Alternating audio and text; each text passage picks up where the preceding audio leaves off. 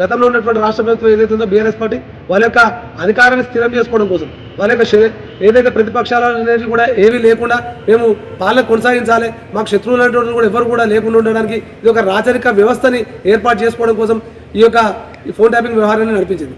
ఇందులో భాగంగానే గతంలో ఉన్నటువంటి ప్రతిపక్షంలో ఉన్నటువంటి బీజేపీ పార్టీ మీద కానీ కాంగ్రెస్ పార్టీ మీద కానీ వాళ్ళు బాజాప్తుగా బహిరంగంగా నేర్పారు, మా యొక్క ఫోన్లు ట్యాపింగ్ జరుగుతూ ఉన్నాయి, వీటి మీద మీరు ఒక దృష్టి సారించండి అని చెప్పేసి అని విన్నవించినప్పుడు కూడా వాటి బుట్టదాఖలు చేసింది. ఈరోజు దీంట్లో బలిపశువులుగా పోలీసు అధికారులు బలిపశువులుగా మారింది. టీఆర్ఎస్ లో ఉన్న వాళ్ళైనా ఇంకే అధికారులైనా ఎట్టి పరిస్థితుల్లో ఉపయోగించేది లేదు.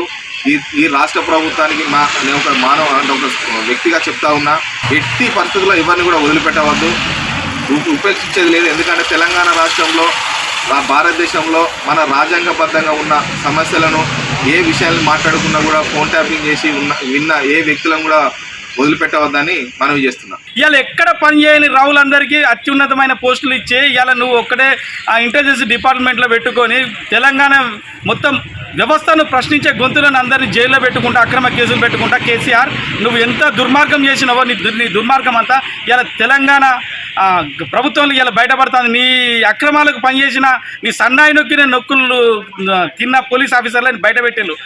ఎవడైనా సరే చట్టానికి అతీతం కాదు. ఎవరికైనా పేదవాడికైనా ఉన్నవాడికైనా ఒక మనిషి స్వేచ్ఛను చంపే అధికారం అధికారికి లేదు.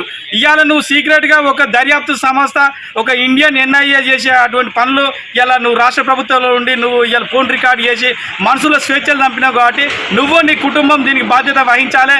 దీనికి ఎవడు ఉన్నా, దీనికి ఎంత ఆఫీసర్ ఉన్నా వాడు శిక్షార్హుడు కావాలి. దీని మీద చట్టం తన పని తాను చేసుకోపోవాలి. ఈ ఫోన్ ట్యాపింగ్ అనే వ్యవస్థను ఇదివరకు కానీ భవిష్యత్తులో తరాలకు సుతా ఈ ఫోన్ ట్యాపింగ్ అనేది జరగకుండా చూడాలని నేను మనవి చేస్తున్నాను. ఫోన్ ట్యాపింగ్లో అరెస్ట్ అయిన వారి వాంగ్మూలాలు ఇచ్చుకుంటే మొత్తం ప్రతిపక్ష పార్టీలను లేకుండా, తెలంగాణ ఉద్యోగకారులను లేకుండా, నిరుద్యోగులను ఎవరైతే ఉద్యమాలు చేస్తారో వాళ్ళందరూ కూడా అణిదొక్కే పట్టే విధంగా ప్రతి ఒక్కరి ఫోన్ ట్యాపింగ్, జడ్జీలతో సహా ఫోన్ ట్యాపింగ్ చేయడం అనేది ఏమమైన చర్య.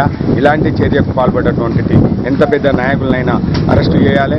మన ఉమ్మడి వరంగల్ జిల్లాలో కూడా ఫోన్ ట్యాపింగ్లో ఉన్నటువంటి రాజకీయ నాయకులను కూడా విచారణ చేసి తక్షణం అరెస్టు చేయవలసిన అవసరం ఎంతైనా ఉందని తెలియజేస్తున్నాం.